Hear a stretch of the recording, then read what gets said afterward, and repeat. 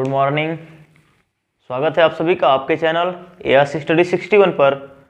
आज हम अपने ईवीएस के अगले टॉपिक पर चर्चा करेंगे, जो कि हमारे आने वाले एग्जाम जो कि केवीएस का हमारा फॉर्म फिलअप हो रहा है इस समय, केवीएस पीआरटी टीजीटी दोनों में हमारे लिए उपयुक्त होगा। इसके साथ ही साथ राज्य और केंद्र के जो हमारी यूपीएससी और यूपी पीसीएस की जो वैकेंसी आते हैं उनके लिए प्री एग्जाम के लिए भी महत्वपूर्ण होगी क्लास, और साथ ही साथ सुपर टेट के लिए तो बहुत ही महत्वपूर्ण क्लास है। इसको आप एंड तक देखिएगा।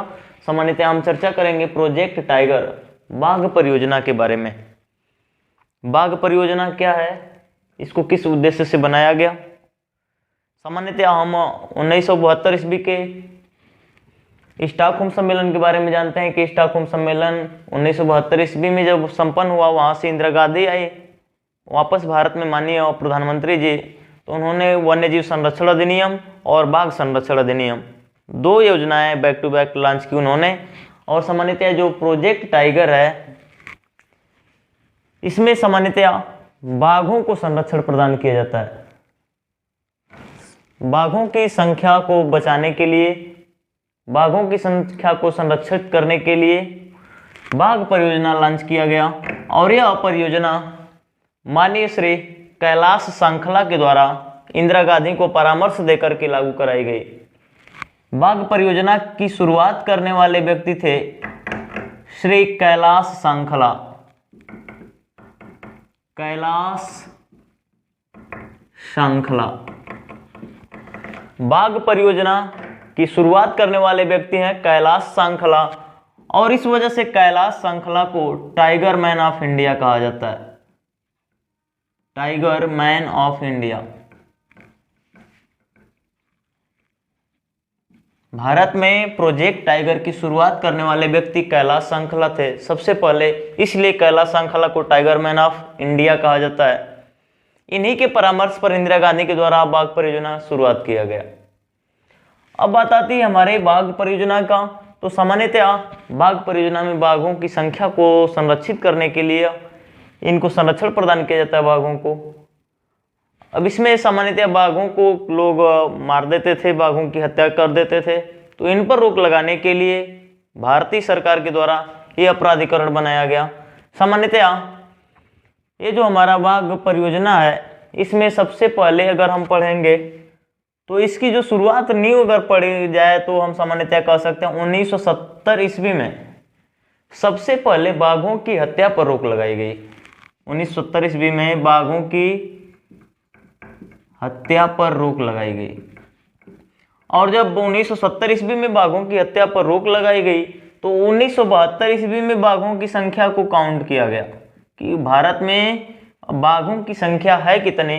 तो 1972 ईस्वी में जो बाघों की संख्या थी 1827 थे।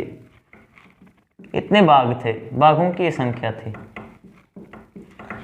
इसके बाद कैलाश सांखला द्वारा 1973 ईस्वी में बाघ परियोजना शुरू किया गया। यानी कि बाघ परियोजना की शुरुआत कब हुई, तो बाघ परियोजना की शुरुआत 1973 ईस्वी में हुई, और यह शुरुआत आप जानते होंगे Jim Corbett national park, Jim Corbett national park में हुई। जैसा कि हम जानते ही हैं, Jim Corbett national park Bharat का पहला नेशनल पार्क है, और इस नेशनल पार्क में बाघों को सबसे पहले संरक्षण प्रदान किया गया। यानी कि यदि हमें प्रश्न ये पूछा जाए कि बाघ परियोजना की शुरुआत कब से हुई, तो 1973, पिछले वर्ष टीजीटी में पूछा हुआ है प्रश्न, बाघ परियोजना शुरू कब हुआ, तो 1973 ईस्वी में पहला बाघ संरक्षण, या हम सामान्यतः कहें प्रथम प्रोजेक्ट टाइगर कौन सा है, तो प्रथम project tiger Jim Corbett national park है। जिम कॉर्बेट नेशनल पार्क को पहला प्रोजेक्ट टाइगर बनाया गया। इसके बाद सामान्यतः अगर अब देखा जाए तो पहला प्रोजेक्ट टाइगर कौन सा है, तो जिम कॉर्बेट नेशनल पार्क। वर्तमान में जिम कॉर्बेट नेशनल पार्क की कुल संख्या की बात की जाए तो वर्तमान में कुल 53 प्रोजेक्ट टाइगर हैं भारत में, और जो 53वां नंबर का है गुरु घासीदास नेशनल पार्क। गुरु घासीदास नेशनल पार्क। ये जो गुरु घासीदास नेशनल पार्क है भारत का नवीनतम 53वां नेशनल पार्क बाघ परियोजना या प्रोजेक्ट टाइगर है। ये हमारा है छत्तीसगढ़ राज्य में। अब थोड़ा सा ध्यान दीजिएगा, यहां से दो प्रश्न बनेंगे। भारत का प्रथम project tiger Jim Corbett national park किस राज्य में है? उत्तराखंड राज्य में।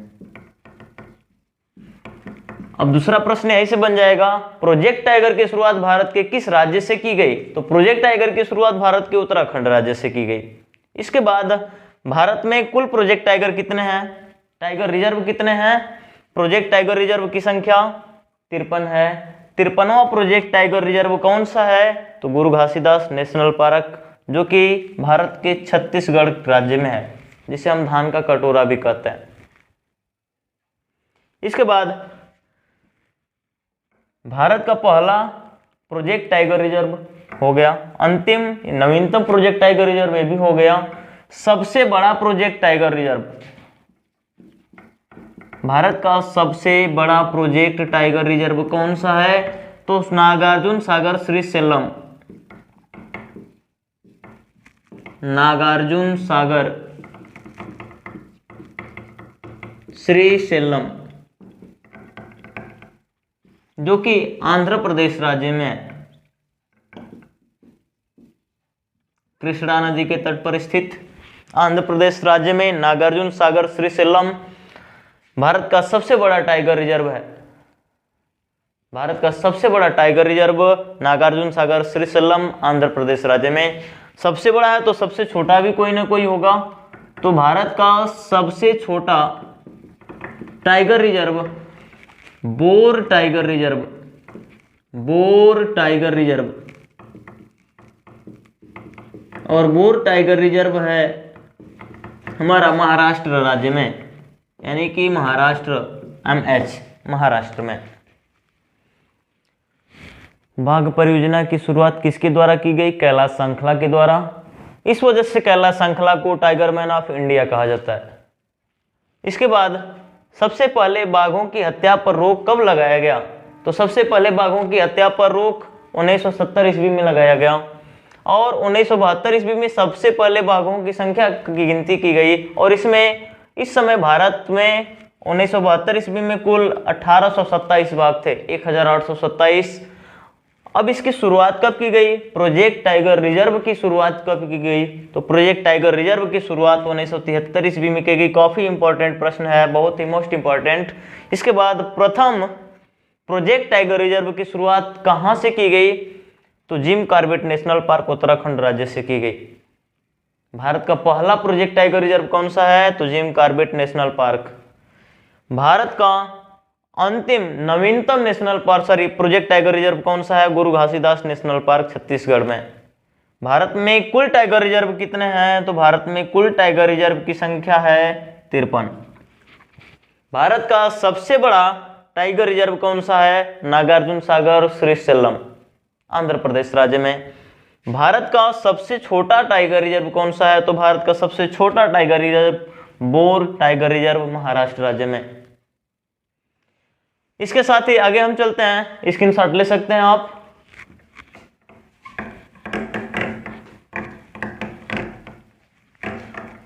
आगे अगर देखें हम तो जो हमारा प्रोजेक्ट टाइगर रिजर्व है इसका नाम बदल दिया गया, और इसका नाम बदल करके राष्ट्रीय बाघ संरक्षण प्राधिकरण कर दिया गया।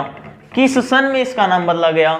जो हमारा प्रोजेक्ट टाइगर है इसको 1973 ईस्वी में लागू किया गया सामान्यतया, और इसका जो नया नाम है 2006 ईस्वी में इसका नाम बदल करके राष्ट्रीय बाघ संरक्षण प्राधिकरण रख दिया गया। बाघ संरक्षण प्राधिकरण।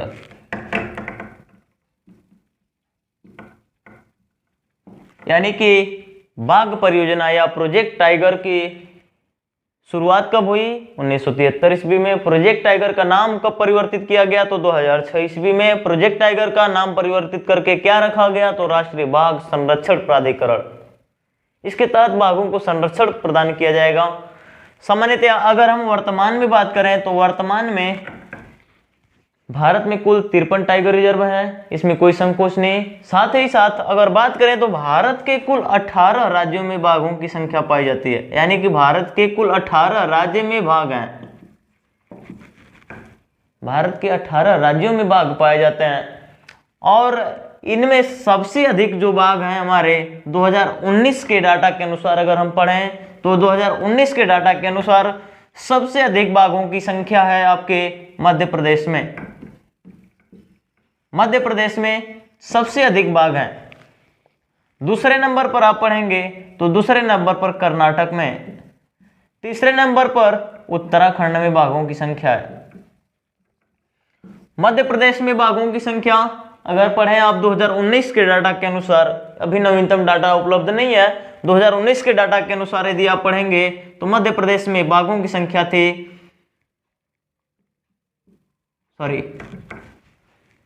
मध्य प्रदेश में बाघों की संख्या, भारत के 18 राज्यों में बाघ पाए जाते हैं और इसमें सबसे ज्यादा बाघों की संख्या मध्य प्रदेश राज्य में है, दूसरा नंबर कर्नाटक में, तीसरा नंबर उत्तराखंड में।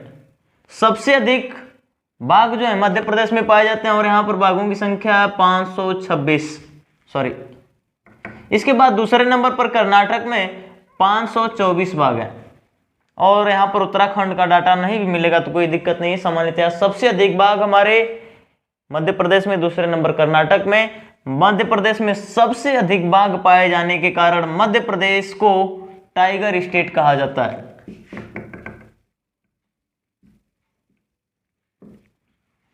टाइगर स्टेट किस राज्य को कहा जाता है? तो मध्य प्रदेश को कहा जाता है। सबसे अधिक बाघ पाए जाने के कारण मध्य प्रदेश को टाइगर स्टेट कहते हैं।